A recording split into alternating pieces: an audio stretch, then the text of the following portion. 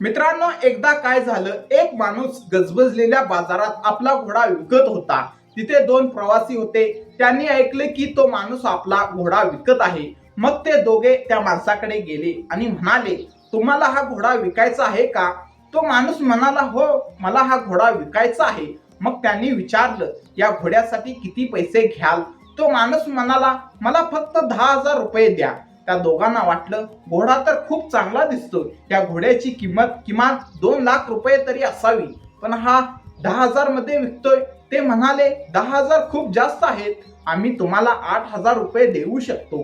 तो माणूस विचार करून म्हणाला, ठीक आहे, मला 8,000 रुपये द्या, घोडा तुमचा. मित्रांनो, आता त्या प्रवाशांना वाटलं, अरे 8,000 मध्ये तयार झाला, चला 6,000 बोलून पाहू. ते म्हणाले, 8,000 रुपये देखील जास्त आहेत, आम्ही 6,000 रुपये देऊ. तो माणूस म्हणाला, ठीक आहे, मला 6,000 रुपये द्या. आता त्यांना संशय आला.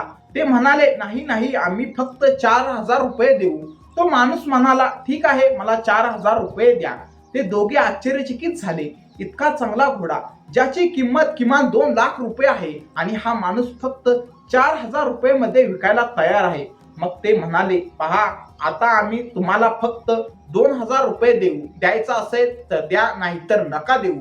तो माणूस म्हणाला, ठीक आहे, मला फक्त 2,000 रुपये द्या, मला पैशांची खूप गरज आहे. तेव्हा प्रवाशांनी विचारलं, तुम्हाला अशी कोणती गरज आहे की तुम्ही इतका चांगला घोडा इतक्या कमी पैशात विकत आहात?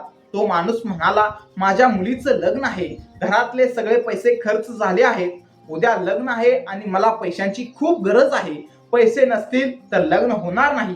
माझ्याकडे आता एकच घोडा उरलाय, हाच माझं सर्वस्व आहे. हा विकला तरच मी माझ्या मुलीचं लग्न करू शकेन. हे ऐकून त्या दोघांनी आपल्या खिशातून 2 लाख रुपये काढले आणि त्या माणसाला दिले. तो माणूस आश्चर्याने म्हणाला, मी तर फक्त 10,000 रुपये मागितले होते, तुम्ही मला 2 लाख रुपये का देत आहात? ते प्रवासी म्हणाले, आमच्या गुरूंनी आम्हाला एक गोष्ट शिकवली आहे. त्यांनी सांगितलं आहे की कधीही कोणाच्या मजबुरीचा फायदा घेऊ नये. आम्हाला हा घोडा हवा आहे, पण तुमच्या अडचणीचा फायदा घ्यायचा नाही. या घोड्याची खरी किंमत जितकी आहे तितकेच पैसे आम्ही देत आहोत. या किमतीत घोडा द्यायचा असेल तर द्या, नाहीतर आम्हाला घोडा नको. हे ऐकून तो माणूस खूप आनंदी झाला. मित्रांनो, हाच संदेश मी तुम्हाला या गोष्टीतून देत आहे. कधीही कोणाच्या मजबुरीचा फायदा घेऊ नका. जर एखादा माणूस अडचणीत असेल आणि तुम्ही त्याची मदत करू शकत असाल तर नक्की करा, पण त्याच्या परिस्थितीचा गैरफायदा घेऊ नका.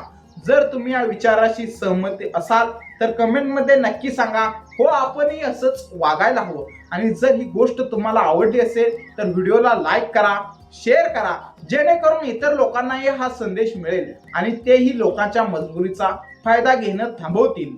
चॅनेलवर पहिल्यांदाच आला असाल तर सबस्क्राईब करा. असेच प्रेरणादायी व्हिडिओ तुम्हाला सतत मिळत राहतील.